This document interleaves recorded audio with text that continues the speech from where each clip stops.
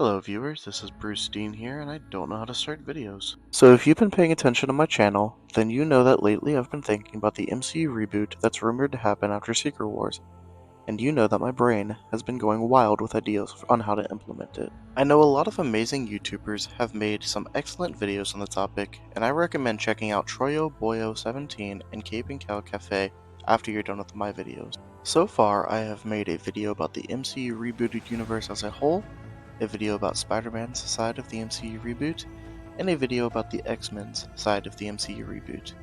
Today's video is going to be a bit longer, so if you don't care about my drawings, feel free to just throw this on in the background while working, driving, doing laundry, gaming, or whatever it is you young folk do. Did I just say young folk as if I'm not 21? Did I just say 21? I'm 22. God, I'm getting old. And if you want to hear my thoughts on what Marvel should do with the Avengers, now that they have the rights to the big hitters like the Fantastic Four and the X-Men, definitely stay tuned till the end of the video. And with all of that out of the way, let's get started. For the first part of this video, I'd like to focus on the street level characters. The street level heroes are probably the most important part of the Marvel universe, as they can show the consequences to the more powerful characters' actions on little guy, as well as showing how the average person feels about these characters as a whole. Does the average New Yorker hate Spider-Man due to Jameson's takedowns on him? Do civilians hate the Hulk for going on a rampage through New York, causing mass destruction in a fight with the Abomination? Do they hate Thor for leaving those large Bifrost runes all over the place every time he travels to Midgard? And lastly, do they think of Tony Stark as a no-good billionaire who only plays the hero for the thrill of it? And do these feelings cross over to the street-level heroes as well? Whether or not you agree with the civilians, you cannot deny the fact that hearing their opinions can be really fascinating. Whereas the larger-than-life heroes protect the world, the street levels protect the little guy on a more personal level. As much as I love Charlie Cox as Daredevil, I do believe we should recast him for the new reboot. Same with all of his supporting characters and enemies. The characterization of Matt Murdock is exactly on point in the MCU. And because of this, I think we should just rehire the writers from the Netflix show with the understanding that this is a new universe, so they will be writing for a different version of Matt Murdock who has not gone through everything that he did in his two MCU shows, even though he is still already an established Daredevil at this point. Also, he should be an acrobat right off the bat. We get a glimpse of an acrobatic Daredevil in She-Hulk, and finally got him swinging from his billy clubs in Born Again. Let's start this universe with both of those things right off the bat. Also, let's give him a show and movies. He can definitely carry his own movie franchise. The Ben Affleck movie is not an adequate example of his movie potential. Oh, I know I said I didn't want a fan cast, but I'll make 4 exceptions in this video. The one for this section is who I want to play Foggy Nelson. I want Troyo Boyo 17 to play him. If this means that Matt needs to be aged down, then fine, age him down. Make it happen, Disney. Photo of a suit drawn onto Troyo Boyo 17 next to a picture of Matt Murdock so you can see my vision. I mean, he's a better pick to play Foggy than Jon Favreau ever was. Give Luke Cage a movie, damn it. And put him in a yellow t-shirt. It's not that hard. It's a fucking shirt. He wore a yellow shirt one time in the Netflix shows and immediately took it off. No, his jacket having a little bit of yellow on it does not count.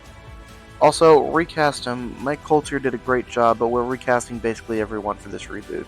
I feel like Iron Fist could be argued to be more mystical than street level, but he's a key member of the Defenders, so I'm putting him here. Recast him, obviously. Give him his comic accurate suit. Don't turn him into a mystical Batman. Give him his own movie, and hire a writer who is actually a fan of the character. After Luke Cage and Iron Fist get their own projects, make a TV series where they team up and create their Heroes for Hire business. I made an entire video about Spider-Man's side of the MCU, but I forgot to mention that he should be street level. And as such, I want him to team up with other street level heroes in a potential Spider-Man TV series. Whether that be Daredevil, Punisher, the Heroes for Hire, or even teaming up with the Defenders, Spider-Man team-ups can be awesome. That being said, he should also get solo projects. I mean, none of this main MCU bullshit where he has to team up with another character in every single one of his movies. He deserves solo movies again. Oh, and another thing I forgot to mention in the entirety of the video dedicated solely to Spider-Man, like the filthy little hack degenerate I am, is the fact that Spider-Man is not an Avenger. He should not be an Avenger. He should stick close to the ground and look out for the little guy. There is a reason we call him the friendly neighborhood Spider-Man. I mean, he could team up for the more ultimate, hint hint, team-ups, or should I say, alliances, hint hint, but he should never be a full-blown Avenger, knighted by Tony Stark himself. I suppose I could have put Kamala Khan in the X-Men video. Hang on, I might have, actually. I can't remember. Okay, I just checked, and I did. She is still a street-level hero. Yes, she is a mutant. It's what her creator wanted her to be originally, and it's what she is currently in the comics. She is also an X-Men member, though she should mostly get her own solo projects, only teaming up with the X-Men on special occasions. Also, in her section of the X-Men video, I said something along the lines of, let's stick to the source material, as in, like, let's keep her stretchy powers and get rid of the hard light powers. I remembered after the fact that she actually has hard light powers in the comics now. However, that was due to, let's say it with me folks, brand synergy, which is stupid in this case. Let's just get rid of the fucking hard light powers. Okay, the stretchy powers are all she needs. The hard light powers, okay, they're cool, they're fine. I didn't mind them in the show. I enjoyed the show enough to be able to get past the fact that she didn't have her actual powers. But let's just give her the stretchy powers. It's what she's known for. That's like throwing Spider-Man into the universe, taking away his web shooters, and replacing them with, like, the power to fly. Like, it's just... It's similar, sure, but it's not what makes the character the character. She is known for her stretchy powers. So let's just keep her with only the stretchy powers. The Inhumans don't really matter, so let's just make her a mutant right off the bat, like the creator wanted. Let's not have to come up with the whole convoluted secondary power of hers so that she can be a mutant. Let's just make her stretchy powers a mutant power, and therefore she's a mutant with stretchy powers. God, okay, sorry, it's a rant. Okay, now that my rant is over, I can finally say, give her a movie. The Marvels is not an adequate example of her potential to carry a movie franchise. She is a fan favorite with comic book readers. Also, I said this in my first video, but keep Iman Vellani. She's perfect, even though the show wasn't the greatest. Her performance got me through it. It was amazing. She's perfect. And she's got the eternal baby face that allows her to play younger than she actually is, so even if this reboot takes years to actually happen, she might actually be able to still pull it off. This section about the Punisher may be a bit of a hot take with anyone who hasn't actually read the source material, but please continue watching the video. Frank Castle is a character that is quite often mischaracterized. He is not a hero. By definition, he is a serial killer who only murders criminals. Because yes, what he does is murder. See, the thing about Punisher in the comics is that he always had that urge to kill, even before his family died. He got a taste for it when he was in the military. When he got out, he understood that he wouldn't be able to get away with killing people, so he started a family to live a more acceptable life. And that was all fine and dandy until his family was gunned down in a random act of violence, which Frank used as an excuse to finally allow his violent urges to consume him. And yes, the shooting of his family should be completely random, because otherwise Frank isn't just killing criminals, he's on a revenge mission, which would inevitably end after he's killed everyone involved. When the shooting is random, it allows Frank to view all criminals as the same sort of degenerates that killed his family, instead of just one organized group of people. I enjoy John Berthel's portrayal of the character, but I will always prefer the Punisher's comic counterpart. Not every protagonist needs to be morally justified in their actions. Sometimes the main character being the bad guy makes for a great viewing experience. We don't need to agree with every character in a film in order to enjoy it. Sometimes watching a morally corrupt murderer is just more interesting. If Bernthal agrees to do it, he's one of the few actors from pre-Phase 4 of the OG MCU who I would actually like to see continue playing their character after the reboot. Frank Castle is often depicted as being older than everyone else anyway, so it just worked. Alright, I could go on, but the Punisher's section of this video is already way too long, so I'm gonna stop here. If you want a more in-depth breakdown of Frank Castle as a character, Godzilla Mendoza has an amazing video that I suggest you watch. Edit. I just remembered he has a few different videos about the Punisher. I suggest watching his video titled Netflix's Punisher Didn't Understand Frank Castle before checking out the rest of his channel immediately afterwards. Seriously, he has some great content. I'd be surprised if you haven't heard of him already. Moon Knight is yet another character you could argue is more mystical and street level, which is why I'm putting his section closer to the next chapter of this video. Like I mentioned in my first video, I would like to see Oscar Isaac return as Moon Knight in the reboot, and for his show's canonicity to carry on to the new universe if he agrees to do it. I'd also keep his characterization basically the same. The only real change I would make is to send him on more street-level adventures. Give his show a season 2 so we can finally resolve that cliffhanger, and also give him a movie franchise. He can definitely carry one. Yet another street-level character who could be argued to be more mystical, Ghost Rider is one of the coolest characters who never gets done justice. I've seen a lot of fan castings for him like Keanu Reeves, which I don't really like. However, I did see some people fan casting Norman Reedus as Ghost Rider. I like that one. If he was cast as a Marvel character back in 2010, I would have said Wolverine, but I like him as Ghost Rider a little bit more. Also, Johnny Blaze is often depicted as being a bit older, so we can have Norman Reedus play him until he ages out of the role and replace him with Danny Ketch. I don't really know what else to say about Ghost Rider besides, he's cool and they better not screw him up. I know, real riveting content, right guys? The mystical part of Marvel is one of the most interesting aspects to the universe, and it's a shame the OG MCU never really utilized it outside of like 4 projects. I hope the new universe fleshes out this part of the world more. Doctor Strange is not the only hero with mystical villains. Nearly every single hero in the Marvel universe has at least one. For instance, Juggernaut? Not a mutant. He gets his powers from the magical Crimson Gem of Critterak. He's also Professor X's stepbrother, which I'm surprised was never brought up in Deadpool and Wolverine. I mean, they had a scene in Deadpool 2 referencing it, but in Deadpool and Wolverine, Juggernaut is literally in Cassandra Nova's camp. If Cassandra Nova is Charles' sister, that means Juggernaut is also her stepbrother. I don't know why I'm mentioning that here, I just didn't know where else to put that. Doctor Doom is obviously a Fantastic Four villain. Basically, all of Thor's villains are sorcerers or magic-based in some way. Obviously there's Loki, but there's also Enchantress, Carnilla, Hela, and more.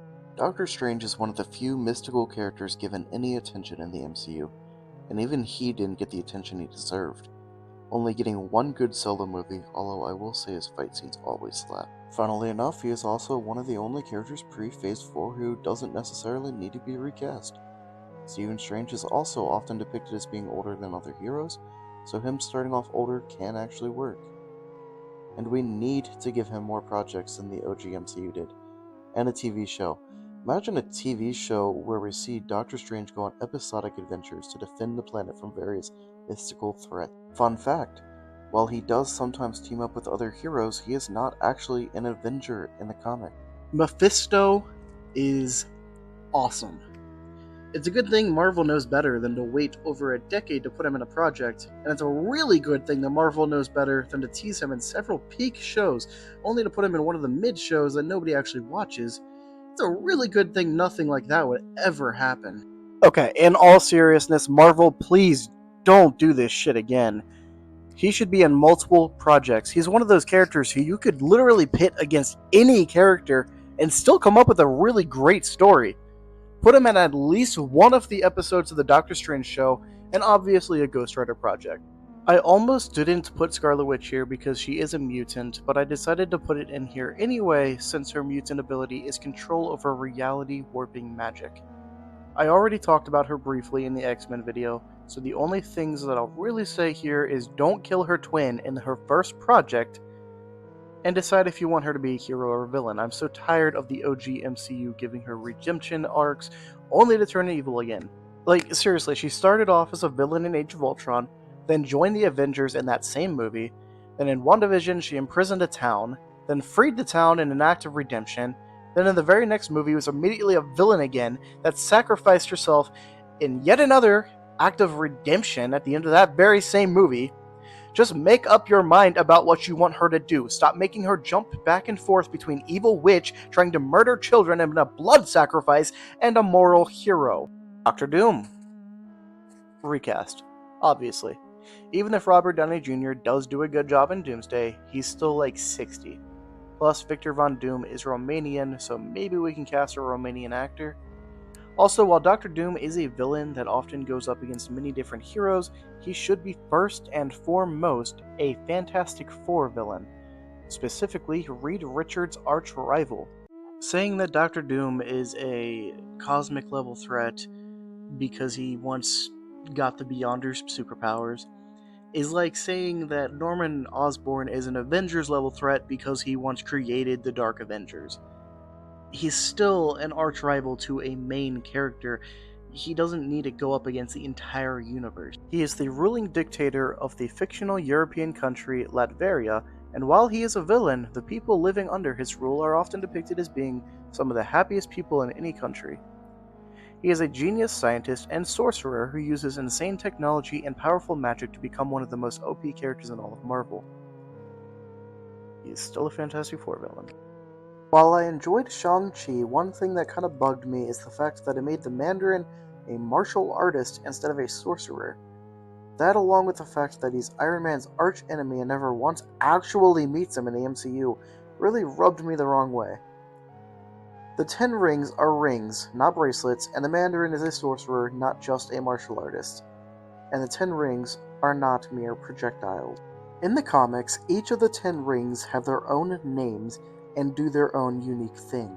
And because I'm a nerdy know-it-all jackass, I'm going to list each ring and what they do. Remaker manipulates, rearranges, and/or disintegrates atomic structures, which is awesome. Influence fires concussive or sonic blasts. Spin creates air currents or tornadoes. Warp manipulates light or creates illusions. Spectral projects a beam that destroys the bonds between molecules. Nightbringer creates localized darkness or absorbs light. Flame shoots fire. Obviously. They must have started running out of ideas when they got to the right hand. Metallo, not to be confused with the Superman villain Metallo, allows Mandarin to control people's minds. Lightning shoots lightning. Who could have guessed? And last but not least, ice shoots minorities. What? That's a different ice? Oh. My editors have just informed me that the ring ice actually shoots freezing rays of ice, and apparently not just at minorities. I didn't know where else to put Thor, so I'll put him here.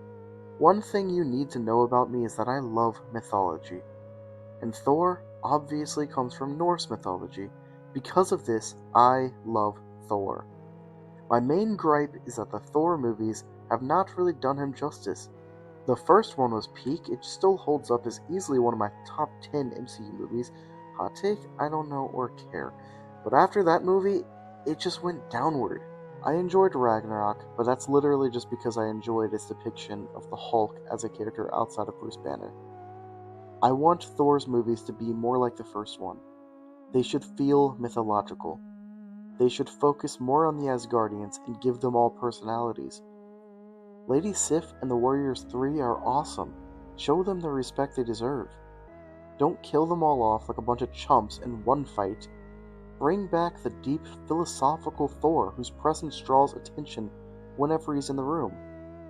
I'm not saying he has to speak like he's in a Shakespearean play, but he should feel like he's from another time, thousands of years ago.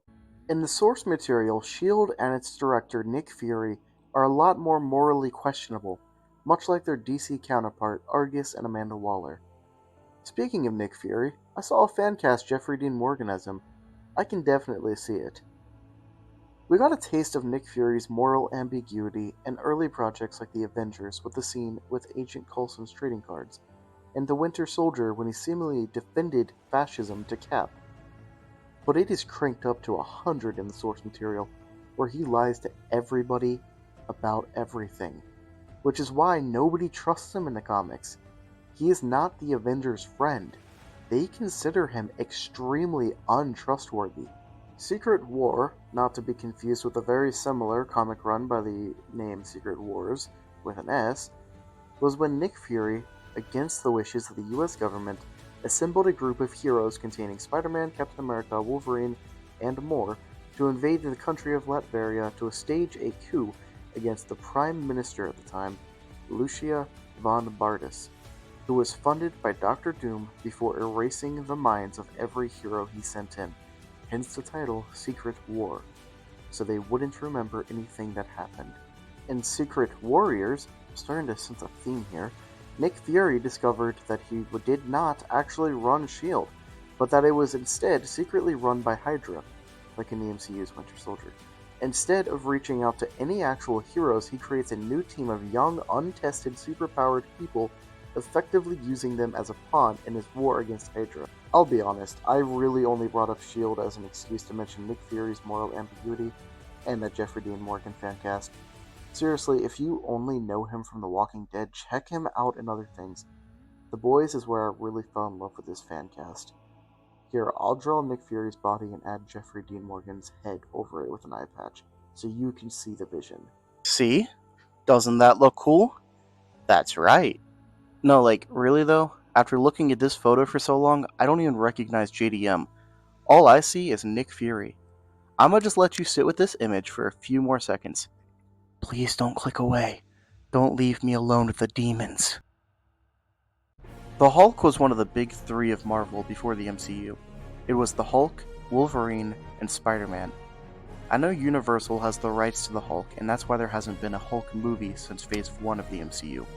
But come on, you're Disney. Just throw a little bit of money their way and make a deal like you did to get Spider-Man from Sony. Just remember to characterize him better this time. Incorporate Bruce Banner's actual backstory.